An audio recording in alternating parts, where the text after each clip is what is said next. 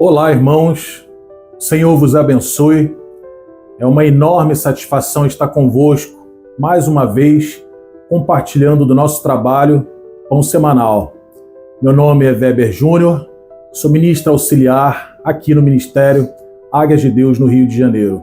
Sejam todos muito bem-vindos. Queridos, o nosso título de Pão Semanal nessa oportunidade é o maior será o menor, algo que condiz o caráter de Cristo, a maneira que Deus se manifesta na humanidade.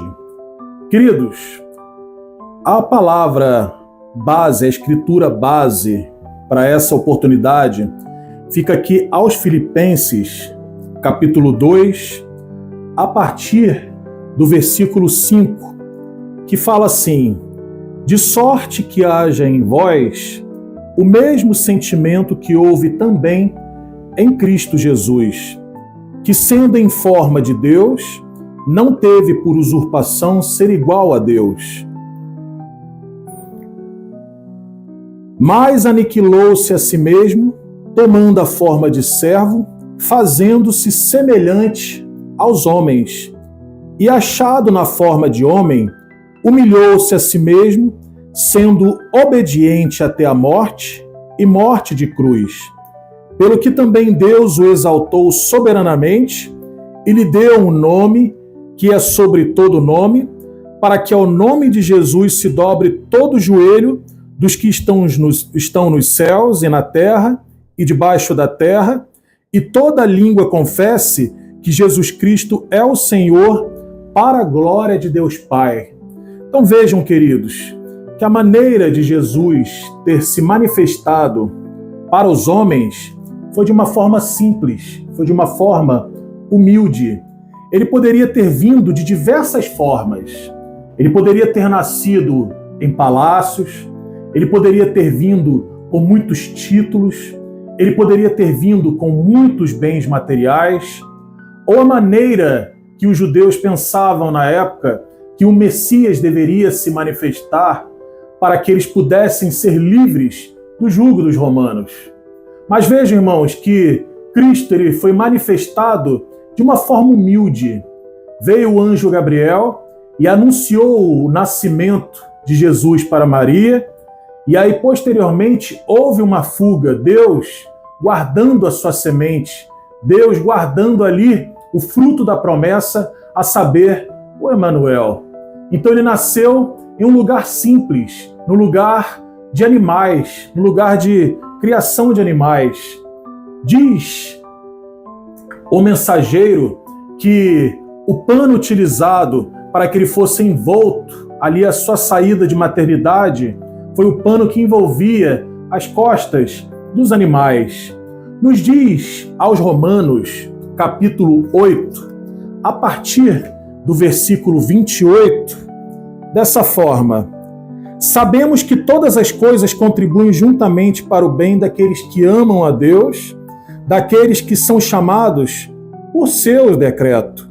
Porque os que dantes conheceu, também os predestinou para serem conforme a imagem de seu Filho, a fim de que ele seja o primogênito entre muitos irmãos. E aos que predestinou, a estes também chamou. E aos que chamou, a estes também justificou. E aos que justificou, a estes também glorificou. Que diremos, pois, a estas coisas? Se Deus é por nós, quem será contra nós? Aquele que nem mesmo a seu próprio Filho poupou, antes o entregou por todos nós, como nos não dará também com ele todas as coisas? Quem intentará acusação contra os escolhidos de Deus? É Deus quem os justifica. Quem os condenará? Pois é Cristo quem morreu, ou antes quem ressuscitou dentre os mortos, o qual está à direita de Deus, e também intercede por nós. Quem nos separará do amor de Cristo? A tribulação? Ou a angústia? Ou a perseguição? Ou a fome? Ou a nudez? Ou o perigo? Ou a espada? Como está escrito: por amor de ti somos entregues à morte todo dia.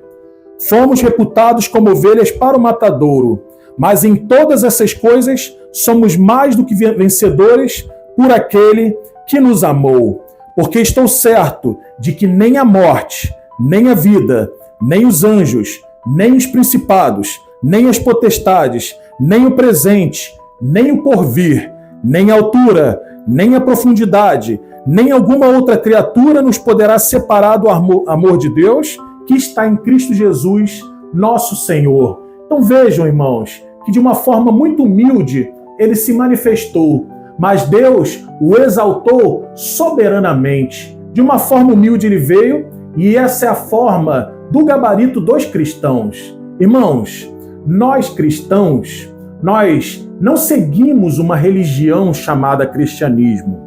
O cristianismo ele não deveria ser chamada uma religião. O cristianismo é uma experiência com o Espírito Santo. A partir do momento que você recebe o batismo com o Espírito Santo, aí sim você se torna uma verdadeira testemunha a respeito dos feitos de Cristo. O caráter que há em Cristo agora está em você. Nos diz aqui em São Lucas a respeito de uma história em particular, de uma maneira de se aproximar de Deus. Fica em São Lucas, capítulo 7, a partir do versículo 37, a respeito de uma festa organizada por Simão. Simão, ele convidou o Senhor Jesus, mas agiu de uma forma altiva. Simão, ele não agiu ali naquela reunião com uma forma de humildade. Ele apenas convidou o Senhor Jesus e o colocou de lado. Porém, houve a mulher pecadora que passava pelo lado de fora e ela reconheceu a presença do Senhor Jesus. E de uma forma humilde, ela soube se aproximar do Salvador. E nós, irmãos, temos a oportunidade de nós nos aproximarmos do Salvador, não de uma forma altiva, não de uma forma que o coloquemos como um serviçal, mas sendo humildes, tendo o nosso temperamento, a nossa cerviz quebrantada. Nos diz no livro de São João, capítulo 13, a respeito do lava-pés. Não é algo só simbológico, é algo no sentido literal. Foi realmente realizado pelo Senhor Jesus. Foi o lava-pés. Após a Santa Ceia, o Senhor Jesus retirou seus vestidos, cingiu-se de uma toalha e ali ele pôde explicitar aos discípulos a respeito do que estava sendo realizado. Não era somente uma simbologia da humildade, mas uma forma do Senhor e Mestre nos dizer que também pôde assumir a forma de servo. E nós, irmãos, que tanto almejamos como seres humanos, termos reputação, termos títulos, termos bens materiais, nada disso importa no momento que nós formos encontrar com Deus. O que importa é nós carregarmos, é nós sermos portadores do caráter de Cristo, um caráter humilde. E vejam ali que ele lavou os pés de Pedro. Pedro até, a princípio, tentou rejeitar, não se sentiu